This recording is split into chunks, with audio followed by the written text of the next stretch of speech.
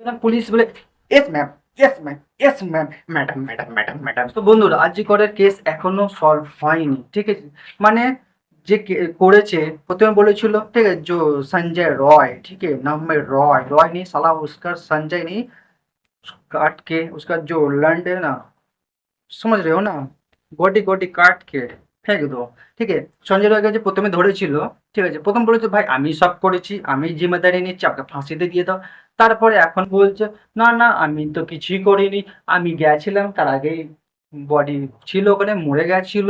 মানে কি হচ্ছে বুঝতে পারছি না এটা, ঠিক আছে? আর বুঝতে পারছি না সঞ্জয় রায়কে বাঁচানোর জন্য এত অ্যাডভোকেট কেন, কিসের জন্য? সব জানে এটা, ফের কেন এতজনকে রেখেছে বুঝতে পারছি না, ঠিক আছে? কি কারণ এমন আছে যে সঞ্জয় রায়কে বাঁচানোর জন্য এত লোক জড়ো হয়ে গেছে?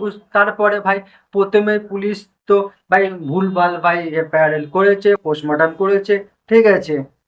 বাড়ির লোকও খবর দেয়নি, যে কেস প্রিন্সিপাল ছিল ও ভাই বাড়িতে বাড়িতে ফোন করেছিল, তারপরেও পুলিশকে ফোন করেনি, ঠিক এসে দেখে তারপর ফোন করেছে অনেক লেটে, পুলিশ নাকি এসে সবকিছু করে দিয়েছে, ঠিক আছে? তারপর পুলিশ এখন দেখাচ্ছে দেখো আমাদের এগুলো আমাদের লোক, এখানে এখানে ফরেন্সিক লোক আছে, এই আছে সে আছে, ঠিক আছে? কিন্তু আমার কথা হচ্ছে এর আগে কেন দেখায়নি? এখন এমন কি হয়ে গেছে যে এগুলো প্রুফ দেখাতে হচ্ছে, এটা এটা করেছে, এই সাইড হচ্ছে, যদি তুমি প্রেফারেন্স ফিরে। আর তারপরে মেন কথা, যেখানে মার্ডার হয়েছে, যেই কেসটা হয়েছে, ওর নোংরামি কাজটা হয়েছে, সেখানে এত লোকের ঢোকার পারমিশন কেন দিয়েছে? কেন সিল করে দেয়নি পুলিশ ওখানে? আমার কথা হচ্ছে এইটা, ঠিক আছে? আর যে দেখেছে বা যারা পুলিশ তোমার যত ডক্টর বলো ওখানে যে দেখেছে, তারা তো কম মানে বোকা তো নয় যে ওখানে কিছু বড় কেস হয়েছে সেখানে লোক হু করে ঢুকিয়েছে, ঠিক আছে? কেন আটকায়নি? আমার কথা কেন আটকায়নি, কিসের জন্য? বডি কি এরা দেখেনি পুলিশ? মানে যে হসপিটালের লোকে আগে কি বডি দেখেনি কেন? ওখানে কেন সিল করে দেয়নি সঙ্গে সঙ্গে? কেন সব লোককে ঢুকতে দিয়েছে, ঠিক আছে? আর পুলিশ এত লেটে কেন করেছে, কেসটা রেজিস্টার করেছে, কেন এত লেটে কেসকে ভাই ধরেছে? আমার কথা হচ্ছে এইটা, ঠিক আছে? কিন্তু না ভাই, তারপরে দিদির, আহা, মমতা ব্যানার্জি দিদি, আমি বুঝতে পারছি না দিদি কি করতে চাইছে। দিদি মানে এক হচ্ছে নিজের রাজ্যকে বাঁচানোর জন্য অন্য রাজ্যকে ধ্বংস করে দিতেও রাজি, দিদির হচ্ছে এই কথা। হ্যাঁ, দিদি মানে নিজের রাজ্য, নিজের সবকিছু, তারপরে দিদি প্রোটেস্ট করতে বেরাচ্ছে, ঠিক আছে? মানে কিসের জন্য, কি কারণ তাও জানি। তারপরে আগে মানে ছাত্ররা আন্দোলন করতে আছে, সেখানেও ব্যারিকেড রেখেছে, সেখানে পুলিশের মার, ঠিক আছে, ফাটকার, মানে এত মার মারছে বোঝার মতো। নবান্ন অভিযান চালিয়েছিল, সেখানেও দিদি ভাই বড় বড় কন্টেনার, বড় বড় ভাই ব্যারিকেড লাগিয়ে পিটতে পিটতে ছেলেদের পাঠিয়ে দিল। কিন্তু দিদি প্রোটেস্ট করতে নামলে কেউ কিছু বলতে পারে না, পুলিশ বলে S ma'am, S ma'am, S ma'am, madam, madam, madam, madam, please আপনি যান, আপনার রাস্তা আমি ক্লিয়ার করে দেবো। কেন ভাই, কেন? আর পুলিশ সত্যি করে বলছি, পুলিশ সত্যি ঘুষ নেওয়ার জন্য এখন আছে, পুলিশের কোনো কাজই নেই যে সত্যির সাথে দাঁড়ানো, ঠিক আছে? না, পুলিশ ভাই যেখানে ঘুষ, যেখানে পয়সা, সেখানেই পুলিশ, ঠিক আছে? সব পুলিশ না, কিছু কিছু পুলিশ আছে, আর কিছু পুলিশ ভালোও আছে, ঠিক আছে? নাহলে তো আমাকে ভাই, আমি যদি এই বাজে কথা বলি ভাই, আমাকে তো পুলিশ ধরে নিয়ে চলে যাবে। তুই বলিস যে পুলিশ মেরো সেটা, ঠিক আছে? আমাকে দুটোই বললাম ভাই, ঠিক আছে? যে ভালো পুলিশ, সে খারাপ পুলিশের জন্য ভাই কিছু করতেও পারে না, ঠিক আছে? করবে, আর কিছু করলেও ভাই ওপরে আছে, সাসপেন্ড করে দেবে, করে দেবে, তোমার ট্রান্সফার করে দেবে, কত হয়েছে আপনারাও ভালো করে জানেন, ঠিক আছে? তারপরে প্রিন্সিপাল যখন রিজাইন দিচ্ছিল, सर आप आज रिजाइन दिए सर, इसका कारण सर?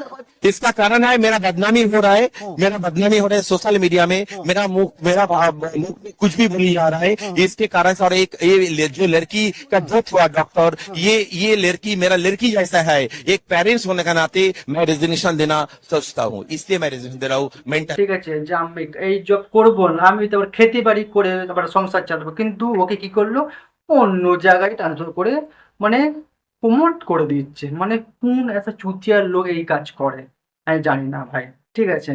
তারপরের কথা হচ্ছে দিদি বড় ধমকি দিচ্ছে, মনে রাখবেন, বাংলায় যদি আগুন লাগান, আসামও থেমে থাকবে না, নর্থ ইস্টও থেমে থাকবে না, উত্তর প্রদেশও থেমে থাকবে না, বিহারও থেমে থাকবে না, ঝাড়খণ্ড থেমে থাকবে না, উড়িষ্যাও থেমে থাকবে না, আর দিল্লিও থেমে থাকবে না।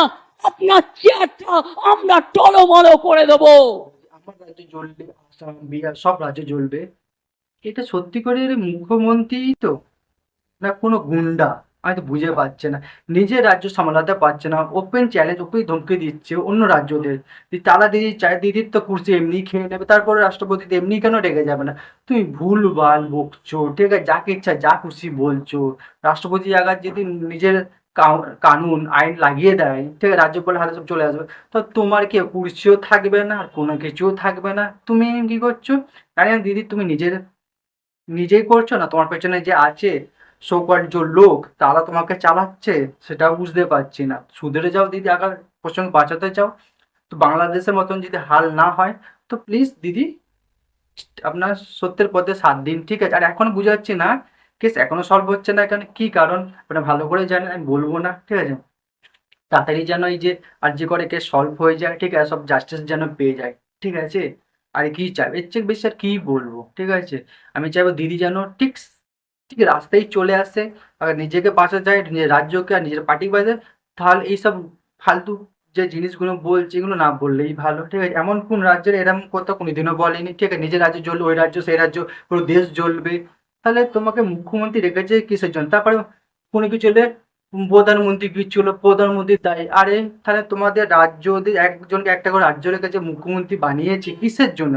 মুখ্যমন্ত্রীর কাছে নিজের রাজ্যকে দেখাশোনা করছে, এই প্রধানমন্ত্রীর সব কিছু ভিতর দেখবে, তো বাইরেরটা কে দেবে? বাইরেরটা কে দেবে? তোমাদের আম্মা, ঠিক আছে, বাইরে তোমাদের আম্মা দেবে। প্রধানমন্ত্রীর কাজ, তার প্রধানমন্ত্রীটা কিছু বাইরের যত কিছু প্রবলেম, বাইরের কিছু সেইগুলো তো দেখার জন্য, কোথায় কি ঝামেলা না হচ্ছে, বাইরে থেকে অ্যাটাক না হয়, সেগুলোকে সলভ করার জন্য, ঠিক আছে। কি করলে আমাদের দেশ মজবুত হবে, আগে বাড়বে, ঠিক আছে। এমন তো নয় যে মোদি কিছু করতো, মোদি কিছু দেখাচ্ছে, মোদি এই করেছে, মোদি সেই করেছে, ভিতরে কিচ্ছু করেনি। আরে ভাই, সব রাজ্যেতে একটা করে মুখ্যমন্ত্রী আছে, তাতে কিসের জন্য রেখেছে? আঙুল আঙুল চুষতে?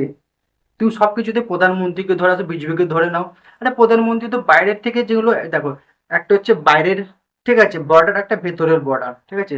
বাইরে থেকেও প্রোটেক্ট করতে হয়, ভেতর থেকেও প্রোটেক্ট করতে হয়। ভেতর থেকে প্রোটেক্ট করার জন্য মুখ্যমন্ত্রী বানিয়েছে, আর বাইরে থেকে প্রোটেক্ট করার জন্য প্রধানমন্ত্রীকে বানিয়েছে, ঠিক আছে। কিন্তু না, সবকিছুতে প্রধানমন্ত্রীর দোষ, মোদি এই, মোদি সেই, মোদি সেই।